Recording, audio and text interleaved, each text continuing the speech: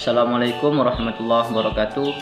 Perkenalkan, kami dari kelompok 8. Di sini kami beranggotakan 3 orang, yaitu saya sendiri Samsudin dan teman saya Yuni Arvina dan Robi. Baik, di sini kami akan mempresentasikan makalah yang telah kami siapkan, yaitu dengan judul Sistem Produksi Selam. Nah, di sini kami akan menjelaskan makalah itu. Yang pertama yaitu fungsi produksi selam.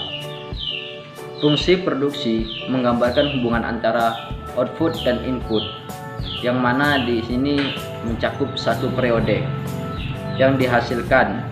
Karena suatu input yang digunakan mengandung biaya, maka prinsip produksi adalah bagaimana produksi itu bisa mencapai suatu target yang maksimum dan stabil, yang mencapaikan input dan outputnya. Nah, di sini sistem produksi juga terbagi menjadi 2, yaitu decreasing return to variable input.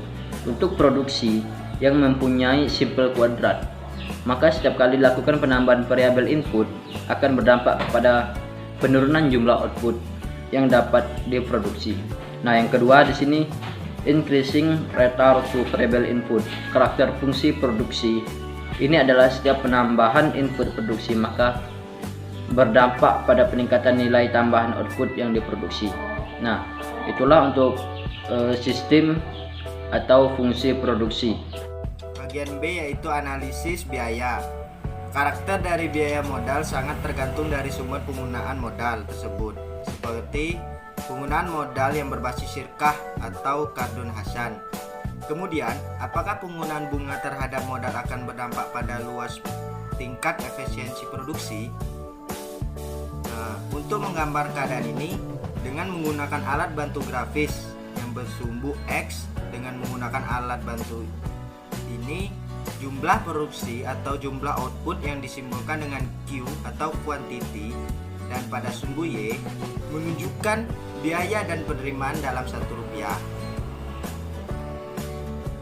Komponen biaya dan penerimaan dibagi menjadi 3, yaitu yang pertama biaya tetap atau fixed cost yang dilambangkan dengan FC, dan yang kedua biaya variabel atau variable cost yang dilambangkan dengan VC, dan biaya keseluruhan yang dinamakan total cost atau dilambangkan dengan TC.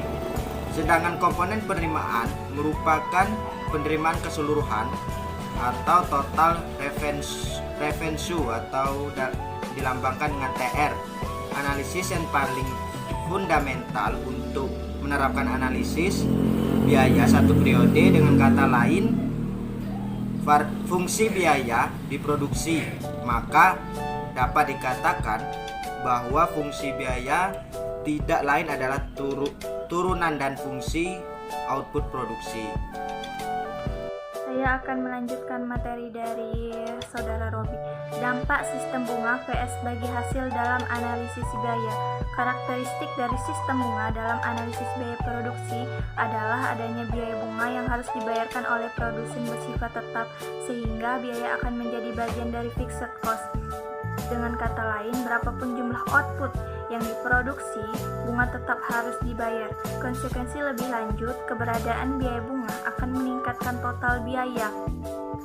Dengan menggunakan sistem bagi hasil, hal ini tidak terjadi. Berbeda dengan sistem bunga, pada sistem bunga bagi hasil, kurva fixed cost tidak berpengaruh, tetapi pemberlakuan sistem ini berpengaruh terhadap TR, total revenue. Maksimalisasi produksi tanpa kenaikan atau perubahan biaya. Untuk melihat ini, kita gunakan total cost yang membandingkan antara total cost sistem bunga dengan total cost sistem bagi hasil. Secara grafis, total cost sistem bagi hasil digambarkan dengan TC, sedangkan antara total cost sistem bunga digambarkan dengan TCI. Jadi, menurut kriteria ini, produksi dengan sistem bagi hasil lebih efisien dibandingkan dengan total bunga.